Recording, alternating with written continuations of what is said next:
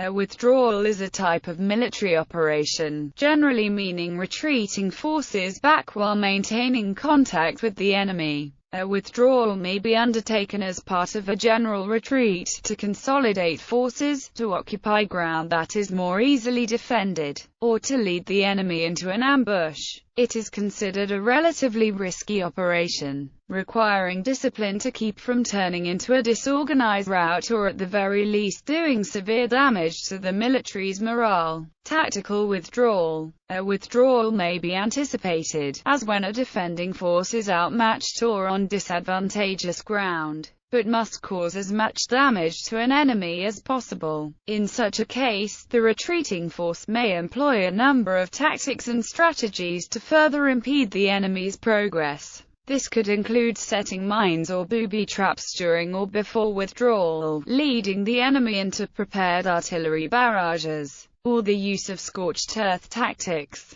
Rout.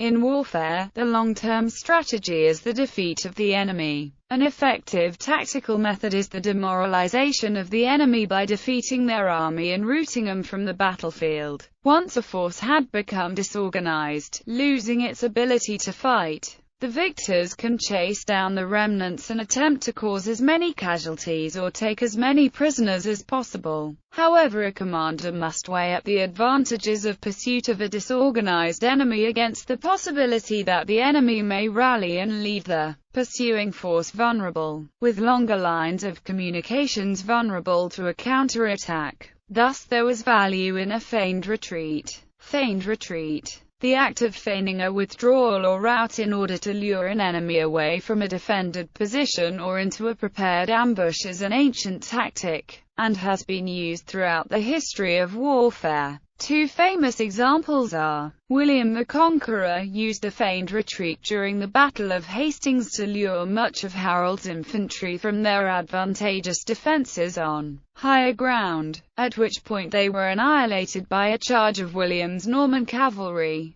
Ancient Mongols were famed for, among other things, their extensive use of feigned retreats during their conquests, as their fast, light cavalry made successful pursuit by an enemy almost impossible. In the heat and muddle of a battle, the Mongol army would pretend to be defeated, exhausted and confused, and would suddenly retreat from the battlefield. The opposing force, thinking they had routed the Mongols, would give chase. The Mongol cavalry would, while retreating, fire upon the pursuers, disheartening them. When the pursuing forces stopped chasing the Mongol cavalry, the cavalry would then turn and charge the pursuers, generally succeeding. This was used partly as a defeat-in-detail tactic to allow the Mongols to defeat larger armies by breaking them down into smaller groups. Occupied withdrawal. Withdrawal of a military occupation is anticipated and therefore tactical, but may be subject to political rather than operational variables. The purpose of troop withdrawal from occupied territories may not involve engagement with an enemy and may be conducted during a period of ceasefire or relative peace, as in the cases of Palestine.